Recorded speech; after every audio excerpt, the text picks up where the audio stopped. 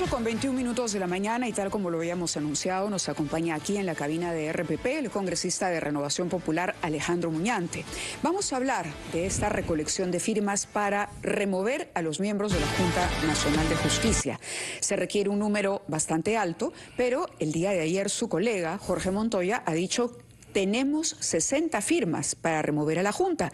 Y esa es la primera pregunta o el primer comentario que le pedimos al parlamentario Alejandro Muñante esta mañana. Muy buenos días. Bien, muy buenos días, Mávila. Efectivamente, es lo que ha anunciado el vocero de mi bancada. Cuando algunos medios me han preguntado, siempre he dicho que es su despacho el que está encargado en estos momentos de la recolección de firmas.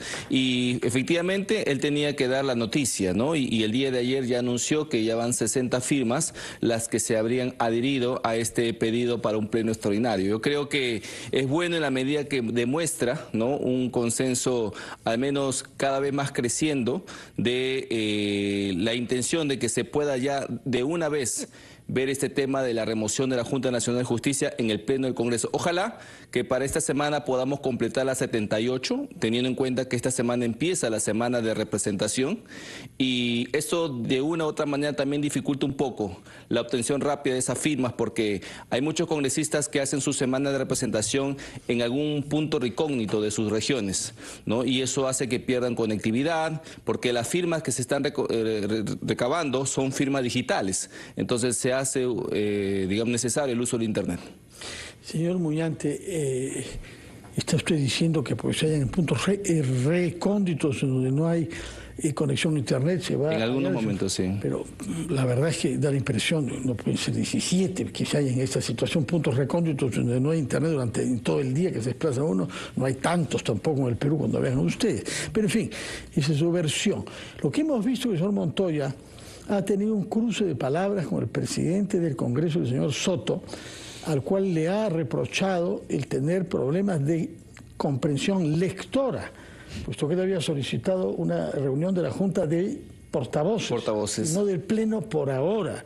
De manera que si se están buscando firmas peleándose con el presidente del Congreso, parece difícil, ¿no? Por lo pronto es cierto que APP ya anunció que no aportaría firmas. Sí, no, la verdad es que lo que se ha precisado con respecto al pedido anterior que se hizo y que incluso conllevó a que el presidente del Congreso haga una respuesta a través de sus redes, fue una lectura para nosotros un poco equívoca del pedido, porque lo que nosotros pedimos fue la Junta de Portavoces, argumentando, entre una u otras cosas, la necesidad de un pleno extraordinario. Pero lo que concretamente se le pidió fue la convocatoria a una Junta de Portavoces. Sin embargo, vemos la respuesta, vemos la intención y al no tener ningún tipo de interés de convocar a una Junta de Portavoces, entonces nosotros estamos prosiguiendo con lo que respecta, ¿no?, el tema de las 78 firmas para cumplir la legalidad en cuanto al pedido. Eso es lo que nosotros hemos precisado hasta este momento y es lo que queremos nosotros llevar a cabo. Queremos que el Congreso de la República pueda tener la oportunidad que se le negó en ese momento por una decisión, a nuestro juicio, abrupta, de poder ejercer el control político sobre la Junta Nacional de Justicia. ¿Cuál es su comentario o respuesta respecto a declaraciones que ha dado el día de ayer al Diario de la República la titular de la Junta Nacional de Justicia, precisamente la doctora Imelda Tumialán? Ella lo que ha señalado es que este año en particular les toca evaluar o elegir a los jefes de la OMPE y la RENIEC, y que de ahí la desesperación o los motivos o la insistencia desde el Congreso para la remoción de la Junta. Mira, son argumentos de defensa, son expresiones que se dan en una coyuntura de conflicto. Sin embargo, hay que precisar que no solamente les toca este año designar a los nuevos jefes o los nuevos titulares de la OMPE y RENIEC, sino que además ellos mismos, ¿no?, acaban su periodo también en este 2024. Así que sería importante en todo caso que sea la nueva Junta Nacional de Justicia la que designe estos titulares, pero al parecer van a ser ellos mismos los que lo van a hacer. No hay ningún apresuramiento en ese sentido. Lo que nosotros queremos es que de una vez se pueda discutir este tema. Si al término del debate no hay votos, bueno, habremos dejado constancia de nuestra posición y qué es lo que era mejor para el país. Si no se alcanza, bueno, será ya cada congresista dará respuesta de su decisión. Congreso. La pregunta concreta que le hacen en esta entrevista es ¿por qué cree que en el 2023 el Congreso se agudizó la persecución contra la Junta? Es la pregunta tal cual. Y ella responde por varios aspectos, dice. Primero, porque la Junta tiene también la función de nombrar, como le señalaba yo, a los jefes o jefas de OMPE y RENIEC. Y este año justo debemos evaluar el accionar de los que hemos nombrado en el año 2020. Renovarlos o convocar a otros. Otro aspecto con las investigaciones preliminares más emblemáticas que se iniciaron este año, que visibilizaron la importancia de la Junta. Bueno, habría que precisar también que fue en el año 2023 cuando ellos tomaron la decisión de suspender sin un proceso constitucional previo a la fiscal de la Nación. No ha sido por decisión nuestra, ha sido una decisión enteramente que ha competido a su pleno, ¿no es cierto? Y en razón a eso nosotros hemos iniciado este proceso de control político. Si lo hubiesen hecho el siguiente año, en este año 2024, la cosa hubiese sido igual. Ellos han decidido tomar una decisión que para nosotros es completamente inconstitucional y arbitraria. Y nosotros hemos activado el mecanismo de control político. Efectivamente, es una de las decisiones que nosotros hemos, esto ha conducido a la presentación de la remoción inmediata, pero ya antes, por actuaciones anteriores, también se le ha iniciado investigación por no haber presentado el informe respectivo, ¿no es cierto?, que están en la obligación constitucional de hacerlo, por el tema del pronunciamiento en favor de la señora Zoraida Ábalos, por el tema de la interpretación en cuanto a la edad de la magistrada Tello. Entonces ya han venido una serie de hechos que han sido denunciados y que justamente terminó ya en el 2023, prácticamente acabando el año, con la suspensión de la fiscal de la Nación. Y eso todo ha conllevado que nosotros podamos ejercer este acto de control político. O sea, no ha sido nuestra decisión hacerlo, es como consecuencia de sus propias acciones de la Junta Nacional de Justicia. En todo caso, es cierto que ustedes habían presentado varias quejas antes, las que ha mencionado usted. Todo comenzó con la edad de la señora Tello, ¿no? Pero se añadieron las otras razones que ha mencionado usted.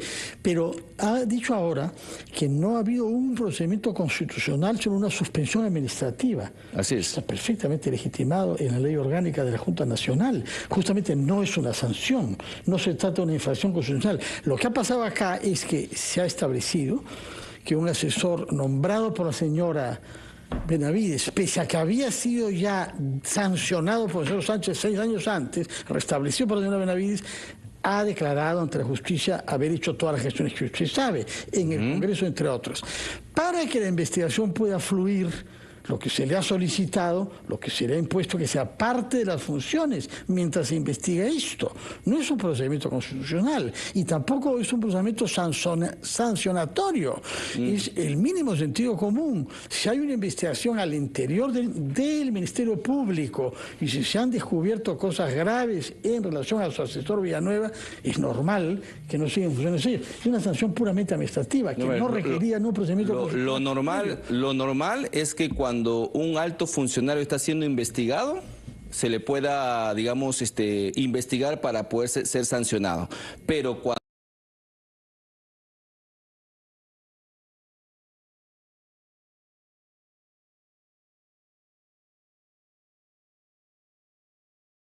una fiscal provincial. Eso es uno. Dos, la ley orgánica de la Junta Nacional de Justicia sí dice que para proceso de suspensión o destitución se tiene que previamente pasar por el Congreso de la República a través de una denuncia constitucional. Lo dice la ley orgánica en el artículo 43. O sea, eso no es algo que yo me esté inventando. El tema es justamente es que eso no se hizo y yo creo que para poder aplicar una sanción o una suspensión o como se le llame, se tiene que respetar los cánones legales. Y aquí nosotros cerramos filas en que para poder suspender a la fiscal de la Nación o cualquier otro alto magistrado, ya sea juez supremo o fiscal supremo, se tiene previamente que pasar por el Congreso de la República. Eso lo dice la ley y en eso nosotros cerramos filas. Muñante, tenemos que ir a una pausa, ahora sin dejar de mencionar que en el Poder Judicial varios de los recursos que ha presentado la doctora Benavides han sido rechazados por distintos jueces. Pero bueno, vamos a continuar conversando sobre este tema, pero también sobre otros asuntos que competen al Congreso de la República, pero debemos cumplir con una pausa antes en Ampliación de Noticias. Y regresamos. Está con nosotros el congresista Alejandro Muñante de la bancada de Renovación Popular. 8:30.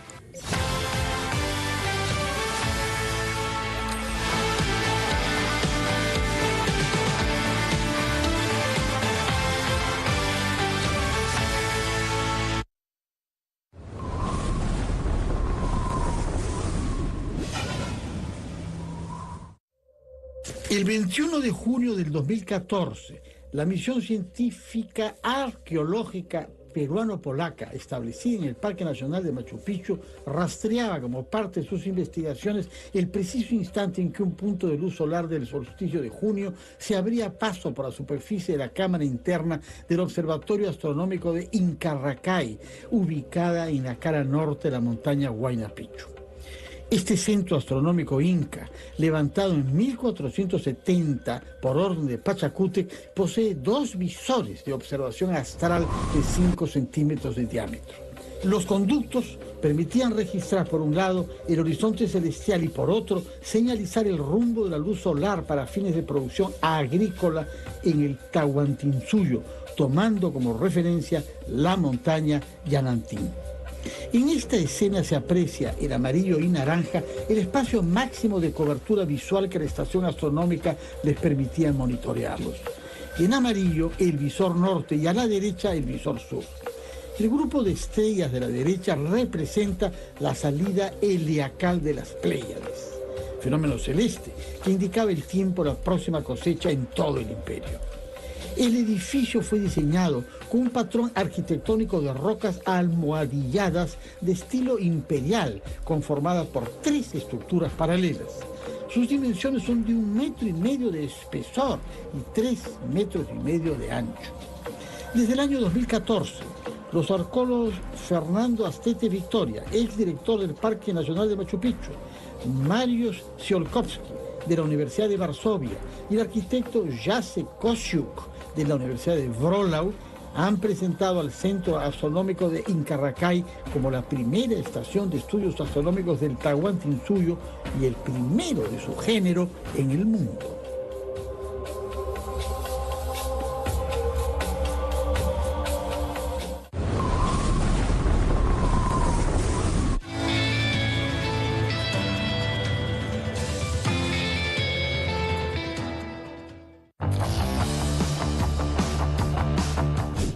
Esa carta y díganos que alguna frase peruana. En resumen, hoy el Perú es un abismo enfermo, donde se aplica el dedo brota la pus. Manuel González Prada. El pesimismo nacional. El pesimismo nacional. Por favor, parte el mazo y escoja la carta. La fe, lo más lindo de la vida. Y yo comparto mucho eso. Partir el mazo y escoger una carta. No más pobres en un país rico. Uy, mira, salió de alguien.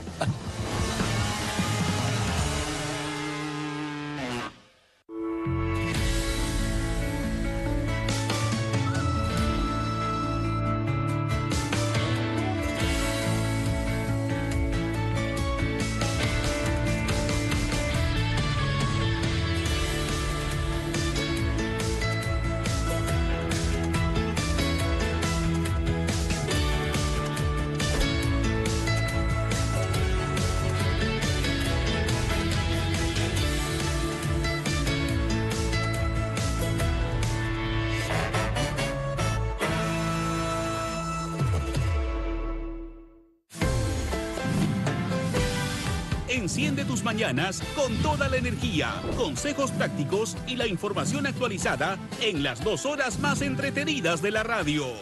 Encendidos, de lunes a viernes a las 10 de la mañana.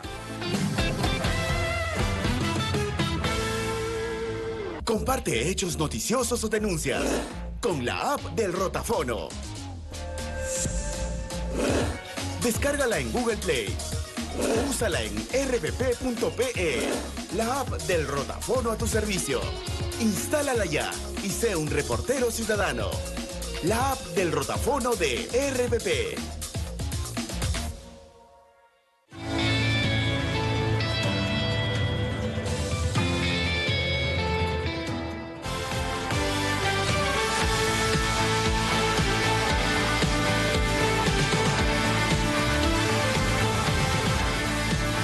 Son las 8:35, estamos conversando con el congresista de Renovación Popular, Alejandro Muñante, quien ha hecho referencia al artículo 43 de la Ley Orgánica de la Junta Nacional de Justicia, que se llama Trámite para la Destitución No hay en curso una destitución, es simplemente una suspensión administrativa, no es una sanción. Pero ahí está. Pero es cierto que en el articulado del artículo 43 se menciona en un momento dado suspensión, de manera que eso tendrá que ser interpretado sin duda por el TC.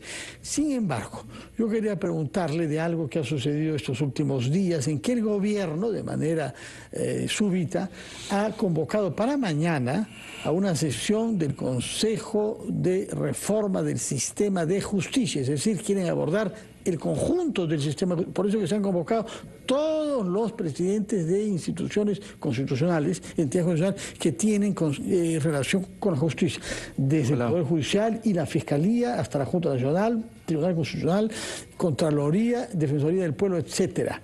¿Qué piensan plantear ustedes ahí? Porque quizás el tema de la Junta Nacional terminará por ser visto en ese contexto, ¿no? Yo espero que sí, realmente, ¿no? Espero que estas reuniones del Consejo pueda realmente aterrizar en algunos planteamientos concretos que puedan ayudar a mitigar sobre todo la creciente inseguridad ciudadana, ¿no? Sin duda se necesitan leyes, mecanismos mucho más ligeros para poder afrontarla y también para mejorar la calidad de la justicia en nuestro país, en cuanto incluso a la incorporación de nuevos jueces y fiscales, ¿no? Por ejemplo, la Junta Nacional de Justicia informa de su trabajo administrativo al Congreso, pero no nos señala o no nos avisa sobre la designación de jueces y fiscales supremos, al cual nosotros, por ejemplo, tenemos que aplicar el control político si en caso ocurriera algún delito o una infracción a la Constitución. Eso, por ejemplo, no está previsto en su informe. Así como tampoco se ha regulado en cuanto a la carrera judicial. Yo, por ejemplo, soy muy crítico del mecanismo que permite incorporar a un juez supremo sin haber sido juez provincial o haber tenido alguna experiencia jurisdiccional. O sea, un profesional de más de 45 años que haya acreditado haber sido docente o haber sido abogado en ejercicio puede postular a la Corte Suprema directamente. Yo creo que eso también se tendría que regular. Una de las propuestas que presentó Roberto Quiabra en su momento de esa ley que ya fue retirada, en un segundo apartado sí me parece interesante. Por ejemplo, él proponía que el presidente del Poder Judicial sea el juez supremo más antiguo y luego de 3 años de ejercer el cargo podía pasar al retiro, tal cual ocurre en las Fuerzas Armadas. Hoy no vemos eso. Hoy vemos que un magistrado supremo, ocupa el cargo de presidente del Poder Judicial por 2 años y luego vuelve a la terna de jueces supremos, impidiendo así la renovación de cuadros. Entonces yo creo que esas son cosas que se podrían precisar y mejorar a efecto de encontrar una mejor justicia en nuestro país. Se refiere al proyecto de ley que iba a presentar o que presentó. Que ya retiraron, por supuesto. Claro, el congresista Quiabra, pero que ha retirado y bueno, hay dirigentes de Alianza para el Progreso que se han pronunciado y han dicho que era una iniciativa personal del congresista Quiabra, pero que no la respaldan porque pone en peligro la separación de poderes. La observación era en cuanto a que el Congreso de la República se le está dando facultad para poder destituir a jueces supremos, ¿no? Pero la otra parte que te comento también estaba dentro de esa propuesta legislativa, cosa que me parece completamente correcta. Me llama la atención que ustedes, que han batallado tanto por el tema de la edad de la señora Tello, estén desconociendo ahora lo que es la referencia básica, que los jueces son jueces hasta los 70 años. Lo que pretenden ahora es recortar la edad para su retiro. Y el que por méritos llega a ser presidente de la Corte Suprema joven, se reventó. Y tiene que marcharse a los 60 años en vez de... Lo que sucede es que... Como en el ejército, efectivamente. Claro. En el ejército, como se sabe, los años de carrera se cuentan desde la escuela de oficiales. Sí, claro. Otra contabilidad. Así debe ser, ¿no? ¿Por qué? De acuerdo, pero ¿por qué inspirarse en el ejército para aplicar esa misma norma necesitamos a la ley de con experiencia, necesitamos gente que, si hay personas que van a administrar justicia y sobre todo justicia suprema de última instancia, tienen que ser personas de experiencia, ¿no? En el campo jurisdiccional. No, pero si una persona ingresa joven a la carrera judicial como oficial o auxiliar jurisdiccional, luego secretario de juzgado, luego pasa a ser juez provisional, luego juez provincial y así sube sucesivamente, va a acumular una carrera de años. Llega a ser presidente de la Corte Suprema a los 56 años y a los 58 que se vaya a su casa como los generales. Lo que pasa es que es el magistrado más supremo. Dentro de esa terna de magistrados van a haber otros también que van... el problema de que después de haber sido presidente se reincorpore a la sala plena? El problema que yo veo... José San Martín, Jesús San Martín. El problema que yo veo es la no renovación de cuadros, porque eso impide que jueces superiores o personas que están esperando la fila no puedan acceder a los cargos porque ya están ocupados. Entonces hay que promover la renovación de cuadros, hay que promover que los jueces que están haciendo carrera también puedan lograr llegar a esa máxima instancia. Siempre ha sido Eso así, es la observación que nosotros tenemos. De 70 años. Ustedes de facto quieren bajar esa edad. No, la edad de 70 está en la ley orgánica, ¿no? Sí, de acuerdo, pero puesto que usted dice que quienes sean presidentes deben retirarse, lo que sucede es que esto procede de una reforma integral. Justamente para eso se están reuniendo estas personas que se supone son los que conocen el tema judicial. Entonces es algo que sí se podría ventilar a efecto de mejorar el sistema de justicia. Hoy en día tenemos lamentablemente casos espeluznantes de jueces y fiscales que sueltan bandas criminales. Todo eso se tiene que mejorar a efecto de tener un mayor control dentro de la justicia en nuestro país. Eso es una propuesta que yo he visto que es buena en cuanto a lo que ha presentado el congresista Quiabra, pero obviamente esto tiene que ser acompañado de toda una reforma integral. No se puede simplemente parchar por aquí o por allá, porque eso podría ocasionar problemas. Bueno, podríamos hablar también así de reformas políticas importantísimas que el Congreso ha dejado de lado en materia electoral, por ejemplo. Quería preguntarle a propósito de este pedido en el que ya se cuentan, si no me equivoco, 9 bancadas para renovar el gabinete. Acá tengo declaraciones de su colega, el congresista Carlos Anderson, que ha considerado que el señor Otárola es el que manda en el país. Tras lo suscitado con el ministro de Economía, el señor Alex Contreras, se habló mucho de la presentación de su renuncia. Es más, hay colegas que señalan que haber recibido información directa del propio ministro. Sin embargo, él retrocede luego de una reunión con la presidenta Boluarte. ¿Cuál es su opinión? ¿Renovación Popular se suma a ese pedido? Por supuesto. Nosotros hemos criticado desde un primer momento el trabajo que venía realizando el ministro de Economía, y no solamente de él, sino también de otros ministros.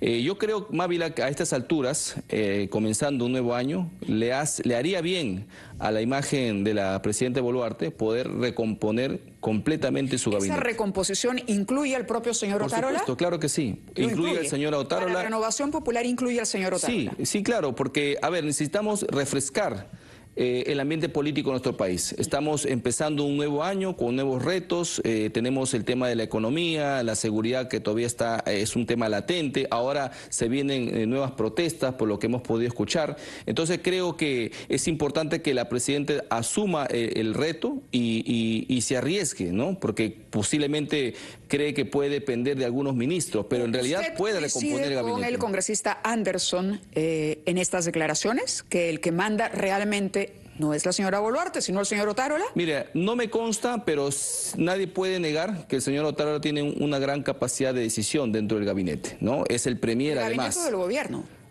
Es probable, no me consta, no estoy dentro del gobierno como para poder afirmarlo. Pero la pregunta y la declaración del señor Anderson va en otro sentido, es decir, que la presidenta no es la que toma al final la decisión de cambiar o nombrar a un ministro, sino que es el señor Otárola el que toma las decisiones más importantes en el gobierno. El señor Anderson debe tener alguna información adicional para poder afirmar eso. Lo que yo veo, lo que nosotros podemos apreciar es que el señor Otárola sí tiene un amplio margen de discreción dentro del gobierno, y creo que justamente eso es lo que no ha permitido que el país pueda realmente encontrar el desarrollo o la hoja de ruta adecuada. Por esa razón, yo considero que a estas alturas la recomposición del gabinete debe ser inevitable. Señor Muñante, para terminar por mi parte con un tema de la justicia, el presidente del Poder Judicial, doctor Javier Arévalo, afirmó durante la inauguración del año judicial que no se deben hacer reformas contra los jueces, sino con los jueces.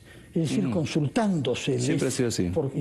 Pero usted ha declarado, contradiciendo al señor Arévalo, quiero precisar eso. No hay que consultarle a los congresistas, que ustedes tienen un mandato para hacer leyes. Explíquenos a qué se ha referido, por favor. Lo que pasa es que en algunos medios de comunicación ha salido la noticia de que el presidente del Poder Judicial ha pedido que previamente a la presentación de una iniciativa se les consulte a ellos. Y eso no corresponde. Cuando se les consulta es cuando el proyecto de ley ya está en la comisión debatiéndose, cuando cuando un grupo de trabajo se ha conformado y está realizando su trabajo dentro del plazo que el Pleno le ha dado. Es en esas instancias donde sí se pide opinión al Poder Judicial, incluso algunos de ellos, representantes, vienen al Congreso a sentarse con los congresistas. Eso siempre ha sucedido. Incluso cuando ha habido opiniones desfavorables del Poder Judicial, las iniciativas legislativas se han caído. Mi observación fue en que la consulta previa, ¿no es cierto?, al Poder Judicial no puede ser antes, pues, de la presentación. La consulta viene cuando ya se está discutiendo. Eso es lo que yo he tenido la oportunidad de aclarar. Pero no corre de esa manera el peligro cualquier proyecto que se hace desde el desconocimiento o la no consulta, digamos, a los sectores que van a ser directamente afectados por ese proyecto de ley. ¿No es una pérdida de tiempo no hacerlo? Bueno, eso ya... Al margen del protocolo, claro, y del reglamento. Eso ya, ¿no?, tiene que ser, digamos, visto por cada parlamentario, ¿no?, en su entera responsabilidad, en el trabajo, en su prestigio que quiera darle al país. Porque, a ver, yo cuando presento alguna iniciativa legislativa, lo que hacemos en mi despacho es empaparnos de toda información que podamos tener e incluso preguntando a algunos especialistas para poder precisar algunos alcances de alguna iniciativa. O sea, eso es responsabilidad del parlamentario, pero no hay ninguna norma. En ese sentido han sido las declaraciones del presidente del Poder Judicial, precisamente, de que de manera unilateral y arbitraria un congresista no redacte a solas un proyecto de ley de semejante importancia. No, lo que él ha pedido, una recomendación como esa se la aceptamos, pero lo que él ha pedido es que se consulte previamente a la presentación de una iniciativa y eso no corresponde. Sí. Igual como él, por ejemplo, cuando presenta sus proyectos de ley no nos consulta tampoco previamente, está en su entera facultad de hacerlo. Entonces, pretender que un congresista pueda consultar previamente la presentación de su proyecto al Poder Judicial es como que si los jueces nos presenten a nosotros sus sentencias antes de que éstas sean emitidas. Sería algo completamente ilógico. Yo además reconozco y saludo la defensa del fuero judicial de parte del presidente del Poder Judicial. Ojalá que en el Parlamento también esté ocurriendo lo mismo, ¿no? Muy bien, y tomamos nota entonces de sus opiniones sobre la reforma judicial y sobre la manera como hay que coordinar entre los poderes del Estado, Poder Judicial y el Poder Parlamentario, el Poder Legislativo, para que las reformas tengan un fundamento real y sean arraigadas, sobre todo entre quienes tienen que administrar justicia, que son los jueces y no los congresistas. Así es. Muchas gracias por su presencia, señor Muñante. Mávila, tenemos una información que dar, Así ¿no? es, a propósito.